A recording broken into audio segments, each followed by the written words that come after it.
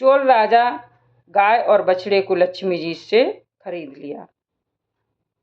महालक्ष्मी जी को यह बात स्वीकार थी और ब्रह्मा जी ने गाय का रूप धारण कर लिया तो शिव जी ने बछड़े का।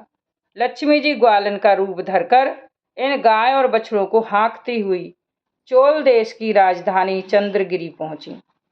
चोल देश के राजा और रानी ने उन गाय और बछड़ों के सौंदर्य से आकर्षित होकर उन्हें खरीद लिया। लक्ष्मी का काम पूरा हो गया, वे अपने रास्ते चल दी। चोल राजा की इच्छा थी कि उस गाय के दूध से अपने बच्चे का पालन करें। चोल राजा के पास कई गायें थीं।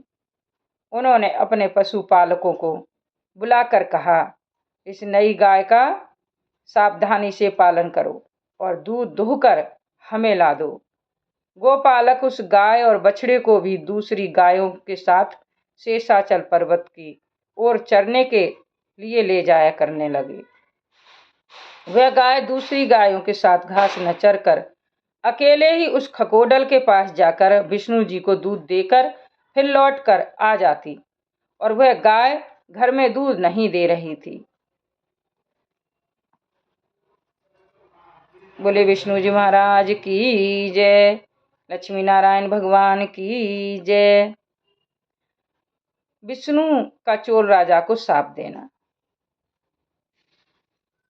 एक दिन चोल देश की रानी ने गोपालक को बुलाकर डांटा, अरे आज तक तू कभी उस नई गाय का दूध नहीं लाया, क्या वह गाय दूध नहीं दे रही है, या तू उसके दूध को पी जाता है या तो कहीं बेच लेता है।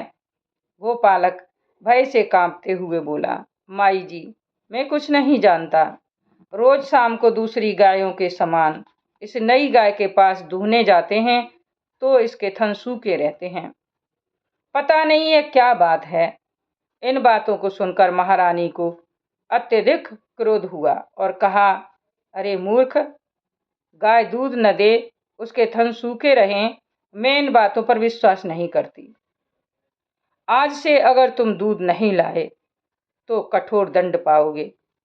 गोपालक मारे भय के कांपता हुआ चला गया।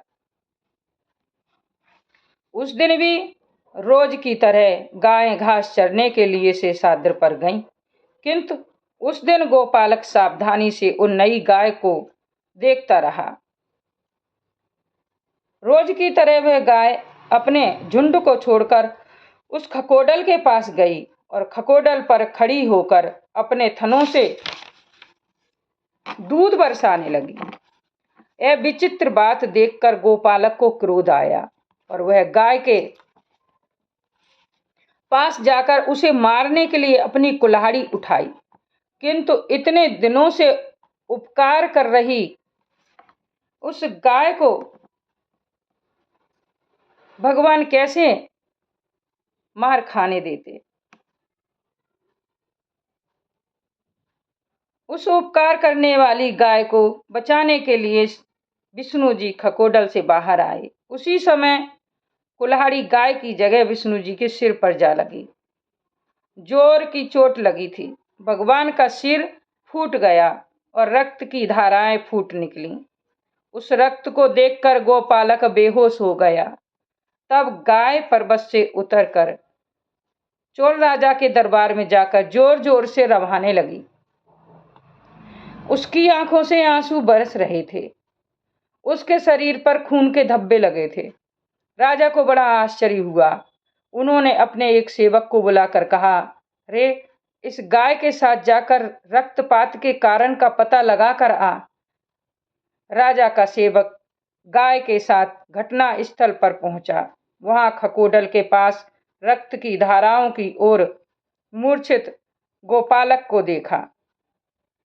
वहां से लौटकर उसने राजा को सब हाल कह सुनाया।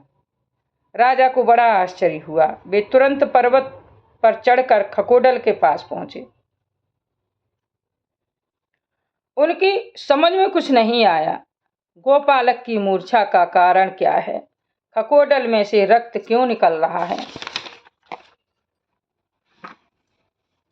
किसने यह हत्याकांड किया? जब राजा इस तरह खड़े खड़े रहे तब खकोडल में से विष्णु जी बाहर निकल आए। उनके सिर से अभी रक्त निकल रहा था। चोल राजा को देख भगवान की आंखें लाल हो गईं और वे क्रोध के मारे जलते हुए बोले, रे राजन, तुम कितने दुष्ट हो!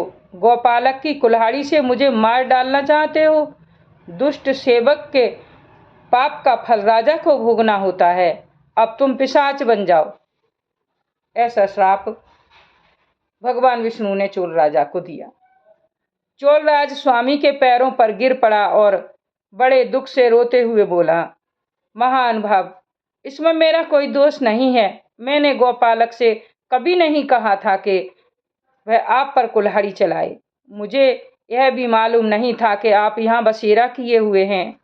मैं निरपराधी हूँ। मुझे शाप देना आपको शोभा नहीं देता।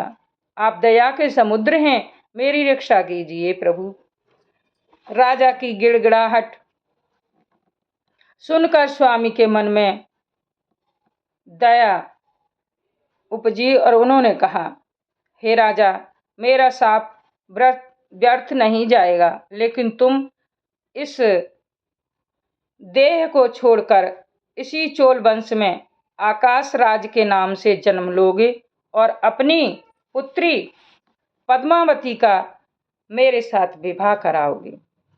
उस अवसर पर तुम मुझे एक वज्र किरीट भेंट करोगे। उसे मैं प्रति शुक्रवार को धारण करूंगा। उस दिन तुम शाप से मुक्त हो जाओगे।